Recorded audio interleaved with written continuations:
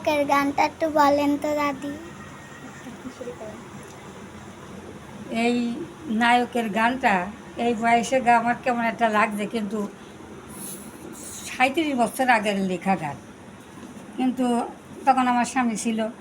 আমার এক দিদি বলছে কি যে ওই পেপার ফ্লাশ হয়েছিল আমার এই লেখালেখি নিয়ে। তা বলছে কি যে এবু এবু তুই নাকি নায়িকা হয়ে গেছিস।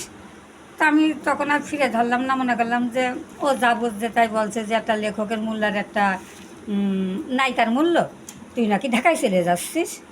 তখন আমি ভাবলাম যে গান একটা সাজাই। তা আমি এই গানটা সাজাইছিলাম। সবাই মানে ছেলেবেলের সামনে বলতে বলতে আমি মানে অধৈর্য হয়ে যাচ্ছিলাম, মানে আমুক হয় না আর কি, সবাই পছন্দ করে। তা আমি আজকে সেই গানটা একটু বায়না করছি, একটু শোনাই। মনে করলাম দুঃখের গানটা কার সাথে বা কই, তা একটা সই বানালাম। তাই সইর সাথে ধরো বলছি, তোমাদের যদি ভালো লাগে তো একটু কমেন্টে জানালে আমার ভালো লাগে আর কি, একটু ভালো বললে আমার ভালো লাগে। বলিয়া সই এখন আমি নায়ক পাইব কই, বলিয়া সই এখন আমি নায়ক পাইব কই। আমি বুড়ি বয়সে হয়েছি নায়িকা, নায়ক পাবো কই। আমি বুড়ি বয়সে হয়েছি নায়িকা, নায়ক পাবো কই। বলিয়া সই এখন আমি নায়ক পাইব কই। আমার মনের মাঝে একজন নায়ক আছে লুকায়া, আমার মনের মাঝে একজন নায়ক আছে লুকায়া।